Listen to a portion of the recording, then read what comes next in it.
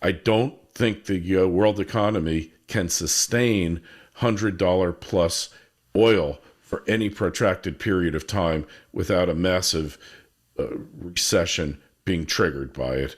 Uh, it all comes down to those oil prices. And now, last time oil prices went up, nat gas prices didn't go up that much. Now we're looking at an environment where nat gas prices could go up 50% or double. We could see $10 nat gas.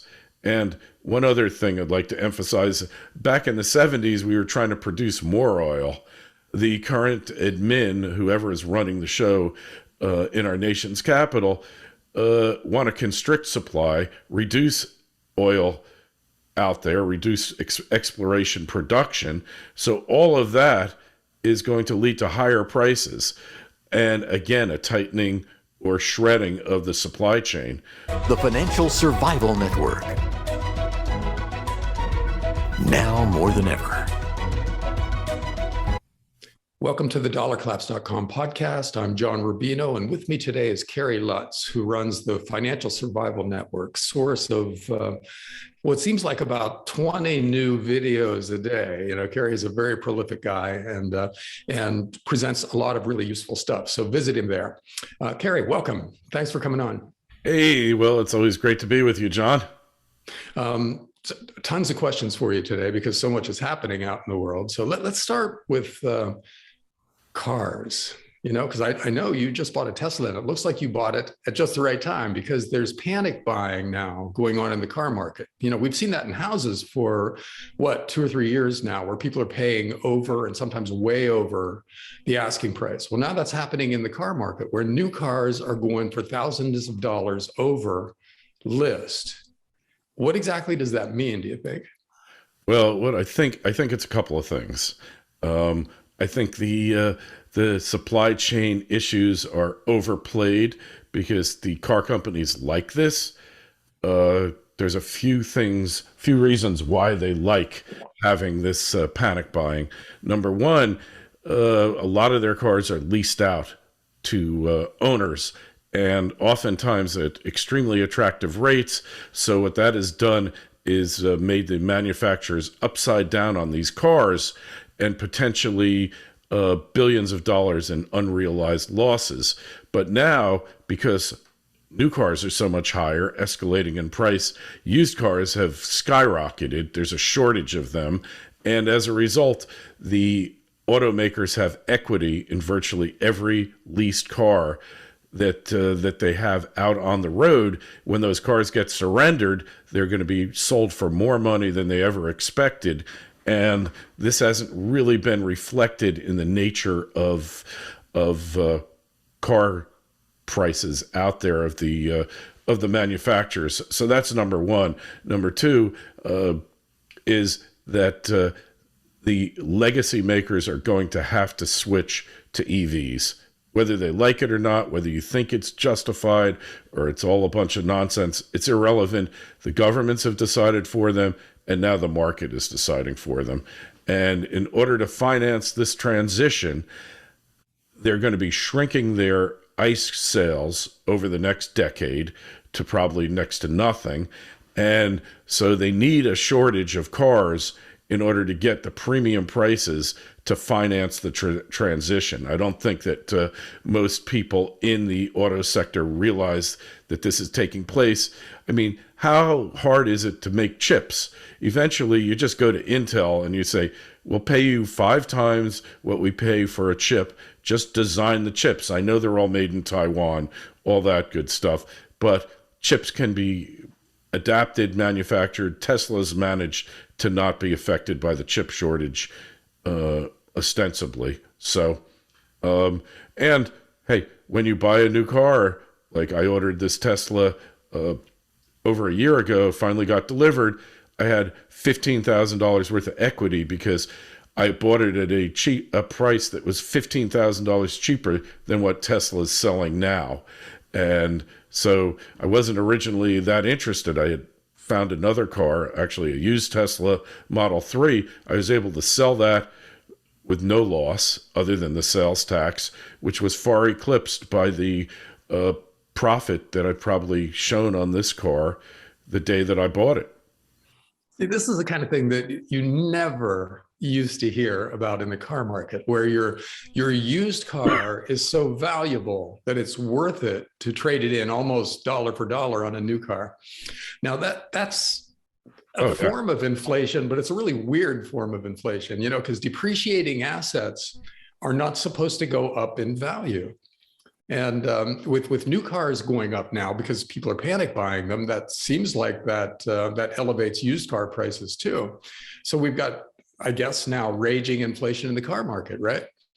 Oh, well, I think it's all a result of every crack up boom, whatever. People somehow innately know that their dollars are becoming worth less. Not worthless, but worth less. And just like the 70s, you and I remember, you didn't want to keep cash on hand. Well, you were getting higher interest rates at least to actually compensate you for your loss of purchasing power. Here, you're losing money every day you hold on to those dollars. So anything hard goods that you can buy, look, women's handbags, used women's handbags are selling for more money, designer handbags, than they originally went for. It's just another anomaly. What used to be considered wasting assets become valuable assets in the face of a wasting currency. Well put. Okay. Now, a related issue is GDP growth. In other words, are we going to have strong growth along with all this inflation, or weak growth and then stagflation? And that's a big debate that's going on out there. And fourth quarter GDP in the US was very strong, at least the headline number was, which kind of played into the strong growth along with inflation thesis. But now that's kind of reversing out, it turns out, because the fourth quarter GDP was due in large part to a big inventory build. In other words, companies bought a lot of stuff that they were going to sell later. That elevated GDP, and now first quarter GDP is looking really slow. The Atlanta Fed real-time GDP calculation model has us at like zero right now. In other words, no growth. So is stagflation going to be the new normal in 2022? And if so, what does that mean for the currency markets and asset prices, et cetera? Well, there's two factors at play here. Number one is the ruptured supply chain, right? It's in shambles. And yes, we still have the ability to make lots of substitutions, but back in the 70s, companies built up their inventories by huge amounts. We didn't have just-in-time delivery, and now they would like to build up the inventory because they know it's only going to be more expensive in a month or 6 months, whatever. They can't build up their inventories because the supply chain is so tattered. So that's number one. Number two, energy prices. All right. The last time we got to $100 plus oil, we had a major recession, if you remember. And I don't think the world economy can sustain $100 plus oil for any protracted period of time without a massive recession being triggered by it. It all comes down to those oil prices. And now, last time oil prices went up, nat gas prices didn't go up that much. Now we're looking at an environment where nat gas prices could well go up 50% or double. We could see $10 nat gas. And one other thing I'd like to emphasize, back in the 70s, we were trying to produce more oil. The current admin, whoever is running the show in our nation's capital, want to constrict supply, reduce oil out there, reduce exploration production. So all of that is going to lead to higher prices. And again, a tightening or shredding of the supply chain. So those three factors, man, it's two factors, but then two factors for oil production and supply is just leading to an outright disaster. Yeah, I don't think a lot of people realize that we've got like $90 oil out there right now. In other words, we're creeping up on triple digit oil. And that's before we start fighting with Ukraine and Russia and China and everything, which will just send the energy markets into chaos. So this feels like it has legs. Am I right about that? That the oil part of the equation that you're talking about could go on for a while. Well, look, I don't want to be a conspiracy theorist on this because I don't believe it's theory, but every commodity that has hit a record price has then crashed. And if you're out to manipulate the market and you know that a commodity gets overbought, that is the easiest time to crash it. But when they've crashed, they haven't gone down in a meaningful way. When you saw oil, well, oil was negative, but since oil has climbed over the past year and a half, it'll go down periodically. Nat gas did this, but then they slam it, it goes down, and then it spikes back up. And eventually, all these commodities are going to be in record price territory, because if you're going to do price controls, manipulating commodity markets, very inefficient way of doing it, and will not be effective in the long run. Price controls, that's where we're heading. Okay. Well, another place where price controls might have to be imposed at some point is housing, right? Home prices are unaffordable for most people now, and they're still going up. But with interest rates going up, that's making mortgages more expensive. And there's now a rush in the refi market. In other words, everybody's trying to refinance their mortgages to get the last of the cheap mortgages, the last of the low interest rate loans. And if that keeps going, in other words, if interest rates keep going up, which pull mortgage rates up, what does that do to a housing market that is this richly valued? Obviously, in certain markets with declining populations, it's going to be devastating. In markets where mostly southwestern markets in the U.S., a couple of exceptions, Washington State, low tax states probably isn't going to have as much of an effect. But if we get 5-8% mortgage rates, all bets are off.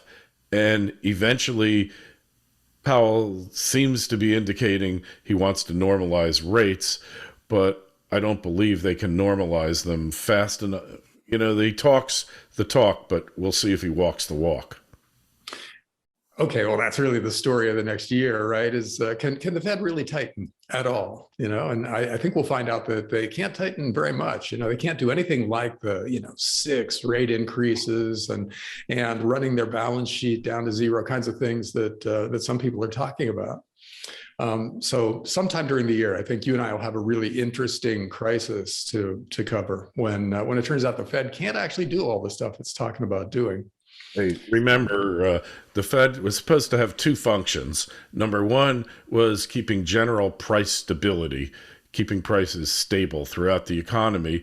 And number 2 was doing what it could to enhance full employment or optimal employment, which are pretty much conflicting goals in and of their own right. But now their third task they've taken on for the past decade is to never allow the stock market to go down. How they balance all 3 of those things is a mystery to me, but maybe there's a supercomputer, an AI computer in the Fed in the basement that's figuring all this stuff out now, John, and it'll figure out a way ahead, but it's nothing like we've ever experienced. Yeah, we've experienced normal mortgage rates. Remember back when 6% was a really cheap mortgage? I remember bragging about that. It must have been in the 2000s or so, something like that. But if that happened again, that would increase the price, the monthly price of a mortgage for a lot of people, way beyond their available cash. But look, even if you have a 6% mortgage, if we look at shadow stats, John Williams says 14% inflation, you still got a negative real rate of 8% on a 6% mortgage. And if we're having this inflation going ahead, it's still, assuming you can afford to make your monthly payment, You do it because you're going to pay back in depreciated dollars, rapidly depreciating dollars.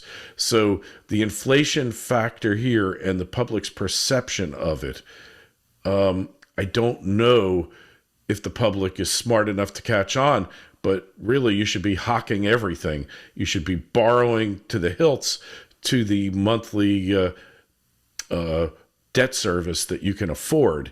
People say, oh no, pay off your credit cards, whatever. If your credit cards are 21%, yeah. But if they're at 5 or 6%, no. You want to be borrowing in this environment to buy income producing assets, like real estate. Hey, maybe even renting out your car on Turo. Whatever it is, you want income producing assets that are financed by debt. Okay, that is why you can't inflate your way out of debt, right? Because as soon as you, as the government ramps up inflation, people logically conclude that the solution or the response to that is to borrow more money. So debt goes up as you're trying to inflate it away by making the currency less valuable. So you end up with more debt, which is kind of where we are now. It's a feedback loop that we can't get out of. But we'll see. Again, that's a 2022 story. We're going to talk about this actually coming to fruition probably sometime in the coming year. Okay, so another question. Oklahoma is now considering the creation of its own gold storage depository. And El Salvador just adopted Bitcoin as its legal tender. What do those two things have in common, do you think? Yeah, well, loss of faith in fiat currencies, and, but the majority of the population is going to go down with the ship here, because, you have $10,000-$15,000 put away that you got in your stimmies, and you're saving it for a rainy day. Hey, well, the younger kids, they're going to be buying kleptocurrencies with it, cryptos. But the older people like you and me, most of our compatriots, don't understand, don't know what to do. The ones that do will buy gold and silver and other stores of value. So it'll be interesting to see if Oklahoma pulls it off. That's always been a more libertarian, freedom-oriented state, kind of, it's next to Texas. But loss of faith in currencies, I think, is a theme for the coming year. Yeah, definitely. Yeah, I think we'll see more examples of the Oklahoma, El Salvador kinds of things in the future as people kind of figure out what they should be doing and carve their own niches out in the fiat currency world. Now, are you watching the Joe Rogan versus Neil Young and Joni Mitchell thing? This is one of the most hilarious things that have happened. There was a time when Neil Young encouraged you to do every drug imaginable, that it was a good thing, and now he's against certain drugs. These were the revolutionaries, Joni Mitchell and Neil Young, and now they're the defenders of the status quo, basically. You think if Janis Joplin and Jimi Hendrix were still alive, they'd be doing this? Yeah, well, it's hard to envision them still being alive based on the state they were in back then. It led to their demise. But if you could picture it, and you'd see Jimi Hendrix doing Ford commercials and Janis Joplin, doing big pharma commercials, right? I mean, this is what it's the equivalent of. And yeah, these, the left is never at a loss for hypocrisy, just like the right. So, it's entertaining for sure. I find I don't know if you're going to raise it or not, the Canadian trucker issue. I find that to be the most fascinating trend so far of 2022. That is potentially huge, isn't it? Because, we're talking thousands of truckers who are spending their own money to drive across country to make a point, and another thing I didn't know is that Ottawa is the capital of Canada. That's a really embarrassing thing to find out, how ignorant that I still am, even though I spent all these years trying to teach myself. But yeah, and so where's Trudeau? I keep looking for him on the news to see what he's going to do about this. He's been quarantining himself. Um, he's such a weak-willed, linguini-spined person that I don't see him really mounting a meaningful response other than saying nasty things about these truckers. And he lost the Mounties. The Mounties were going to forcibly remove him. They saw the truckers there at the Montana border crossing, and they turned around and left. And, hey, look, there's a parallel to be drawn during the BLM riots in the U.S. The police were told to turn their backs, and they did. But here, the police were told to go in and solve a situation, and they turned their backs. So it's going to get a lot worse, because once a dictator appears to be weak and losing control, everybody piles on, and Trudeau has been nothing short of a dictator for the past 2 years. Now, is this the first big sign that the narrative is shifting, and people are starting to think that maybe it's time just to accept certain diseases that we won't name as just part of life and get on with it? I just saw a poll that had 70% of Americans expressing that opinion, that it's time to do away with the lockdowns and stuff and just get on with it. That's a big deal, considering how a lot of countries are behaving right now. Oh, yes, they're out of step. I thought, this is the amazing thing here, is that, effectively the boiling frog just jumped out of the pot, right? You turn up the heat, and the frog doesn't know it, and then before it knows it, it's dead. Well, these frogs all of a sudden woke up and realized none of the stuff works. None of the countermeasures are effective in preventing these health problems. And the latest rendition of the health problem is very minor. Why are we shutting down society here? All of a sudden, it's this realization that is struck that certain people who've been saying things all along might not have had your best interests at heart, and maybe, in fact, we're even lying or pushing another agenda of which we can only speculate. It could be the biggest trend in history here, really, But good. Kerry, though, if people don't want to be bossed around by the government, how are they going to do the Great Reset? It seems like that really puts a roadblock in front of the Davos crowd. Well, what are your choices? A bigger health issue or war, right? Because you can push people around and shut people up during times of war.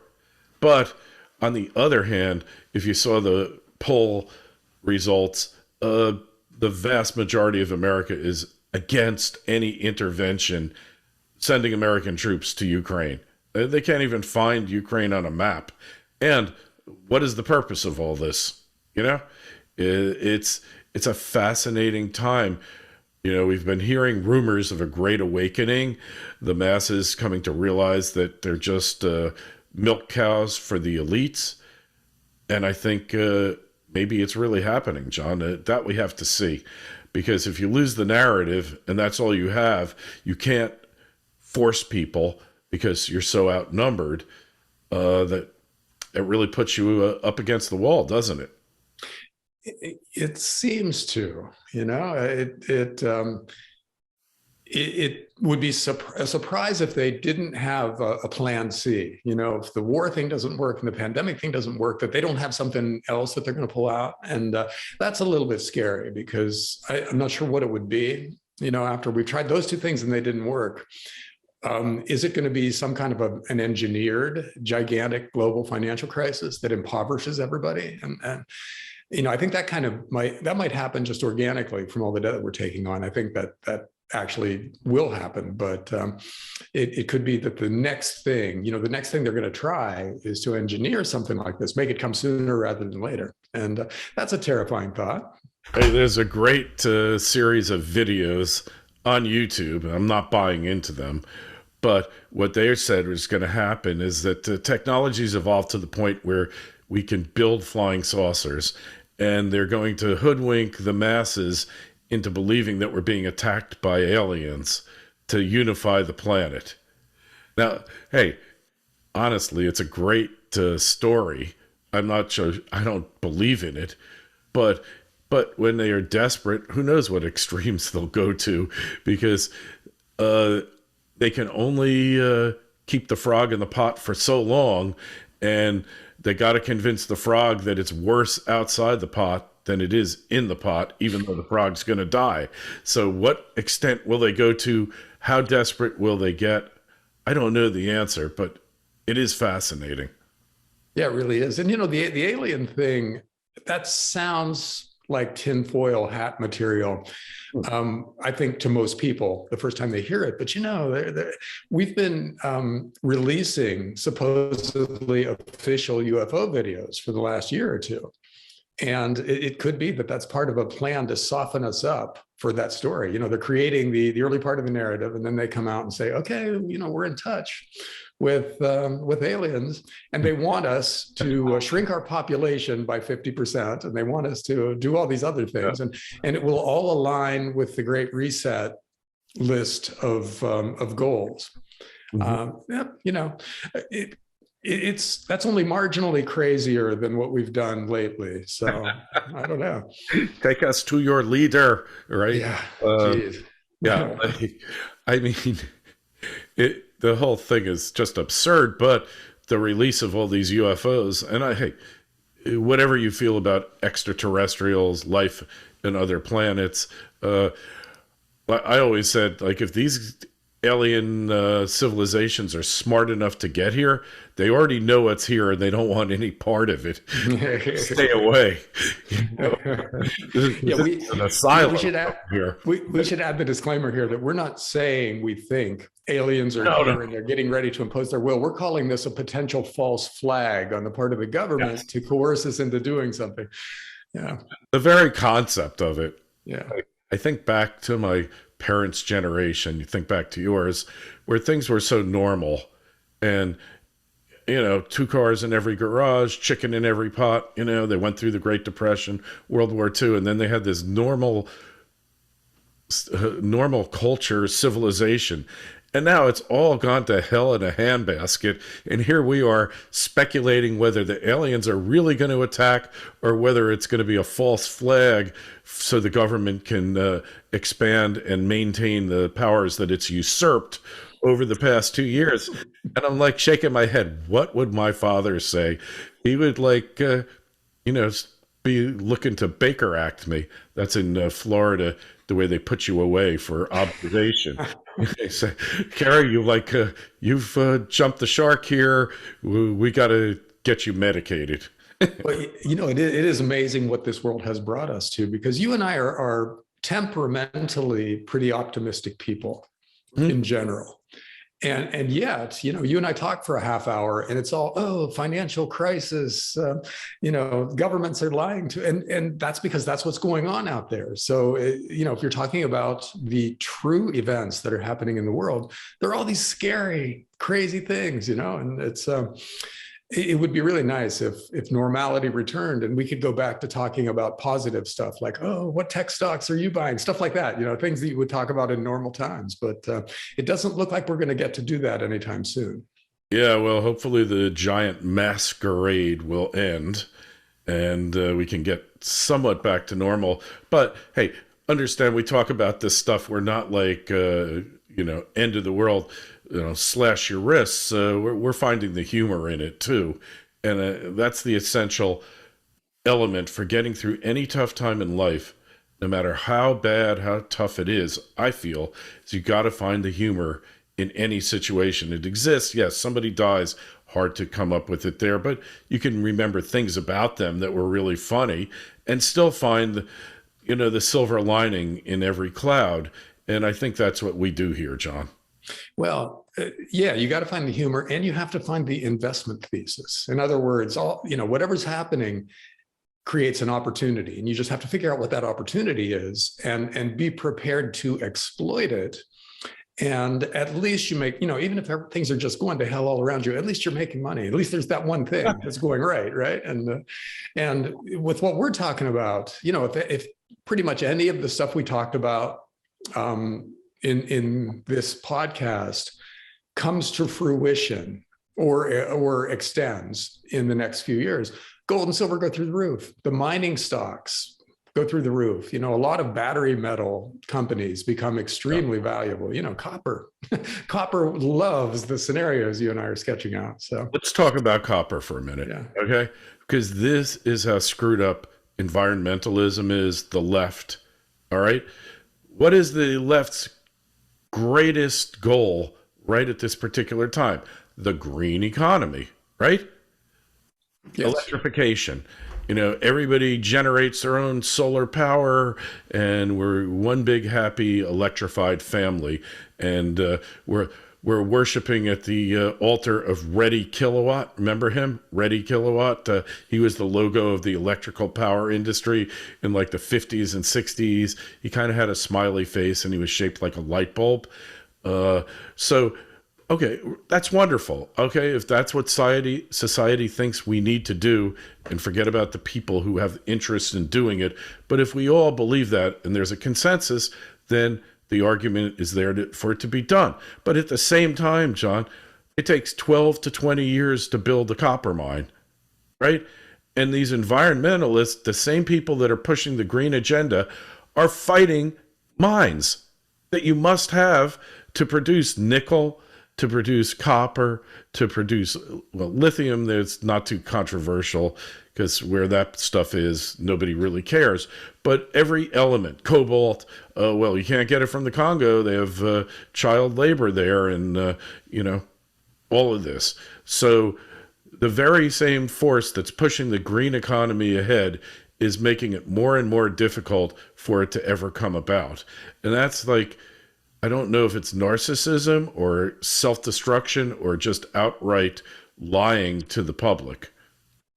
Well, I think it's our inability to think very far ahead as human beings. We don't look beyond our immediate goals normally to the implications of those goals. And that's, I think that's a pretty common problem. But yeah, the clean tech dilemma really is that to accomplish a shift to solar and wind and electric cars requires a massive amount of expansion in the extractive industries. Like you said, you need way more copper mines, and you need to put them wherever the copper is. And if that's a problem, then so be it. If you want to completely electrify the country, and we're heading that way. All of government policy is pointing that way, and I don't disagree with putting solar panels on every available surface as a way to decentralize the electrical system, which I think is a very big deal, which doesn't get enough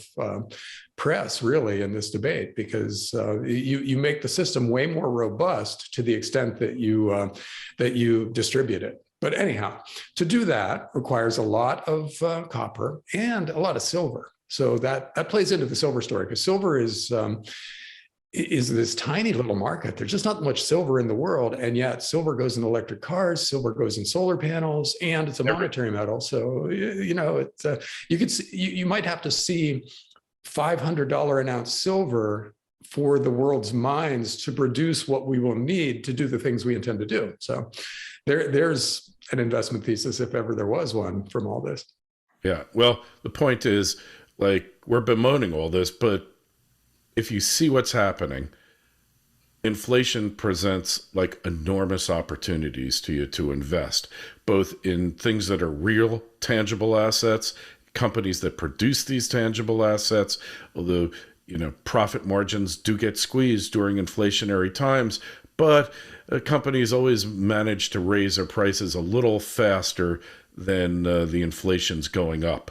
And we've had inflation. We should also emphasize, John, that inflation's been with us since the Federal Reserve was created.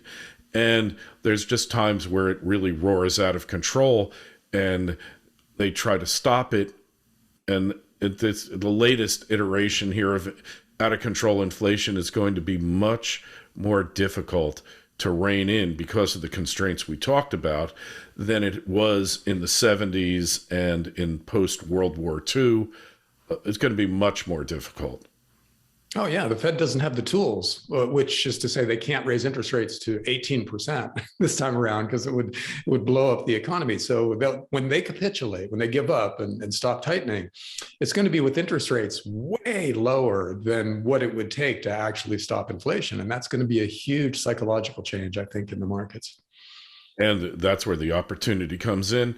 In the 70s, the stock market had like a bear market that lasted for like close to a decade. It didn't end until 1982. And then we had the largest bull market in history that really, from a bull trend, continued on to this date. The market didn't do well then, but it could be different this time because people might decide there's so much money. The only thing I can do other than keep it in cash is own stocks. And that's the only chance that I have. So, the market could keep going up here, not as a result of any fundamental, wonderful economic scenario, but as a result of less and less options. Tina, there is no alternative, and it just keeps going up, trying to stay ahead of inflation or at least track it to some extent. Maybe that's what's really been going on here, and we just haven't known it. Okay. Well, that's a good place to leave it, I think. Kerry, thanks again for coming on. And why don't you tell everybody where they can get more of what you're putting out? Absolutely, John. I appreciate opportunity. It's financialsurvivalnetwork.com, and you can sign up on that site for a free newsletter. You can send me an email, kl@kerrylutz.com. The YouTube channel is alive and well and censored, but we do the best we can with it. And hopefully we'll be branching out to other channels that don't exercise editorial control over content. And again, thanks so much. And I'll look forward to our next go around here, John. Great. Thanks, Kerry. See you then. The Financial Survival Network. Now more than ever.